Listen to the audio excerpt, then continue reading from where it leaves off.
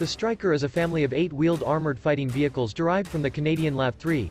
Stryker vehicles are produced by General Dynamics Land Systems Canada, GDLSC, for the United States Army in a plant in London, Ontario. It has 4-wheel drive, 8x4, and can be switched to all-wheel drive, 8x8.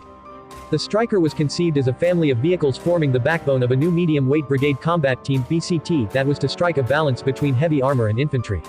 The service launched the interim armored vehicle competition, and in 2000, the service selected the LAV-3 proposed by GDLS and General Motors Defense. The service named this family of vehicles the Stryker. 10 variants of the Stryker were initially conceived, some of which have been upgraded with V-hulls.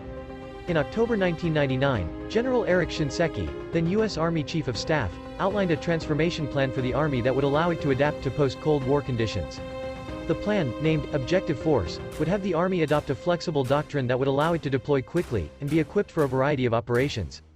An early phase of the plan called for the introduction of an interim armored vehicle IAV, which was intended to fill the capability gap between heavier and heavily armed, but not easily deployable, vehicles, such as the M2 Bradley, and heavily armed, but not easily deployable, vehicles, such as the M2 Bradley, and easily deployable vehicles that are lightly armed and protected, such as the Humvee.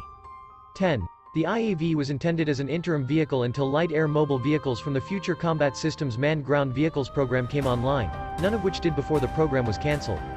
11. Nearly a year and a half behind schedule, the General Motors Defense General Dynamics Land Systems team was awarded the $8 billion contract in November 2000 to produce 2,131 vehicles of a variant of the Canadian LAV-3 for equipping 6 rapid deployment brigade combat teams by 2008.